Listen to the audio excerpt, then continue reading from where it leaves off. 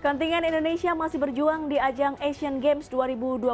Sejauh ini Indonesia telah mengantongi 6 medali emas, 3 medali perak, dan 13 medali perunggu. Dan Indonesia diprediksi bisa menembus 10 besar klasemen Asian Games 2022 apabila kembali meraih beberapa medali pada hari ini, Rabu 4 Oktober 2023. Dan untuk mengetahui peluang perolehan medali pada hari ini, sudah ada koresponden CNN Indonesia, Erlangga Wisnuaji di Hangzhou, Tiongkok.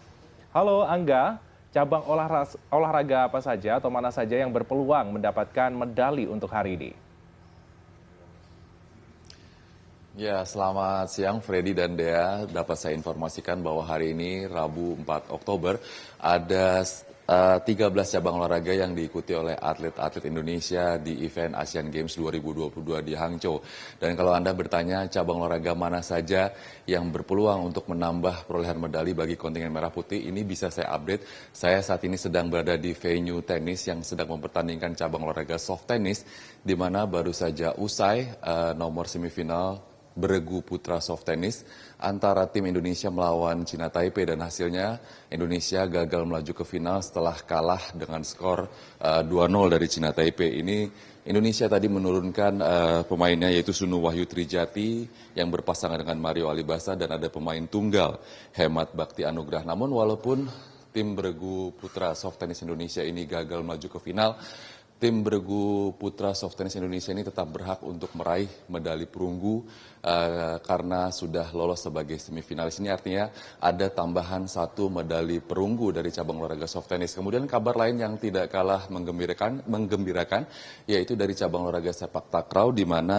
hari ini sepak takraw ini mempertandingkan final tim kuadran putra dan putri, dan informasi yang baru saja saya dapat, tim kuadran putra Indonesia ini harus menyerah kalah dari tim kuadran putra Myanmar. Ini artinya ada tambahan lagi 1 medali perak dari cabang olahraga sepak takraw. Dan untuk nomor final tim kuadran putri, Indonesia bertemu dengan tim Vietnam, dan hingga saat ini pertandingannya masih berlangsung. Dan jangan lupa, malam nanti Indonesia juga kembali berpeluang meraih medali emas karena nanti malam cabang olahraga sport climbing atau panjat tebing akan mempertandingkan nomor men's dan women's speed relay. Seperti kita ketahui bahwa malam kemarin Indonesia berhasil menambah 1 medali emas dan 2 medali perunggu dari cabang olahraga sport climbing lewat Desak Maderita yang meraih medali emas, sementara 2 medali perunggu diraih oleh Rajiah Salsabila dan Fredrik Leonardo. Dan jangan lupakan, ini cabang olahraga andalan kita, cabang olahraga bulu tangkis ini juga hari ini telah memasuki babak 16 besar, di mana informasi yang baru saya terima juga di nomor tunggal putri, sayangnya tunggal putri kita, Putri Kusuma Wardani, harus terhenti langkahnya di babak 16 besar setelah kalah dari pebulu tangkis India, Pusarla Sindhu. Tapi asa untuk meraih medali emas dari cabang olahraga bulu tangkis ini masih terbuka lebar, karena beberapa pemain andalan Indonesia dari 5 nomor perorangan ini juga masih akan bertanding di babak 16 besar siang hari hingga sore hari nanti. Ini masih ada Gregoria Mariska Tunjung belum bertanding. Kemudian dari nomor tunggal putra, walaupun kemarin Jonathan Christie harus tersingkir, kita masih memiliki unggulan utama Anthony Sinisika Ginting. Sementara di nomor ganda putra, 2 wakil kita juga masih bertahan. Masih ada unggulan pertama Fajar Alfian, Muhammad Rian Ardianto, dan Leo Roli Karnando dan Daniel Martin. Kemudian di nomor ganda putri juga masih ada Febriana Kusuma, Amalia Pratiwi, dan Apri Fadia. Dan di nomor ganda campuran kita juga masih memiliki harapan lewat Rino Frivaldi dan Pita Mentari. Demikian harapannya tentu dengan cabang-cabang olahraga yang menjadi andalan Indonesia ini dapat menyumbangkan tambahan medali bagi Indonesia hingga berakhirnya Asian Games 2022 di Hangzhou yang ditandai dengan upacara penutupan yang rencananya akan berlangsung tanggal 8 Oktober nanti. Freddy dan Dea. Ya, Angga, yang menarik juga adalah statement dari Presiden Republik Indonesia Joko Widodo yang sebelumnya sudah memberi target kepada kontingen Indonesia untuk bisa masuk dalam 10 besar perolehan medali. Apakah ini realistis melihat situasi di arena Asian Games di momentum ini, Angga?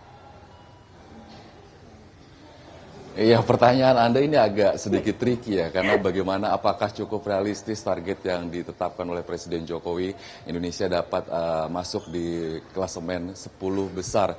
pengumpulan medali akhir Asian Games 2022. Mungkin kita coba berhitung bahwa saat ini Indonesia ada di peringkat 12 dengan raihan 6 medali emas, 4 medali perak, dan 14 medali perunggu. Berapa emas lagi sih yang masih bisa kita raih oleh kontingen Indonesia? Seperti tadi sudah saya informasikan, cabang olahraga panjat tebing atau sport climbing masih berpeluang untuk menambah setidaknya mungkin bisa meraih 2 medali emas di nomor men's dan women's speed relay. Kemudian dari cabang olahraga bulu tangkis, harapannya tentunya tim atau atlet-atlet bulu tangkis kita dapat menebus kegagalan di nomor beregu putra dan putri dan tampil dengan penampilan terbaiknya dan dapat memberikan mungkin setidaknya 2 medali emas dari nomor tunggal putra dan ganda putra. Dan juga jangan lupakan juga masih ada cabang olahraga satu lagi yang masih belum dipertandingkan yang juga menjadi andalan Indonesia. Ada cabang olahraga Dragon Boat atau perahu naga yang pertandingannya baru akan dimulai pada esok hari. Ini mungkin saja bahwa target yang dicanangkan Presiden Jokowi ini dapat tercapai. Tapi setidaknya kalau kita berbicara mengenai jumlah medali, bukan berbicara peringkat, setidaknya target yang ditetapkan oleh pemerintah bahwa kontingen Merah Putih dapat meraih 8 atau hingga 12 medali emas, ini rasanya dapat tercapai pada Asian Games 2022 di Hangzhou kali ini, Dea.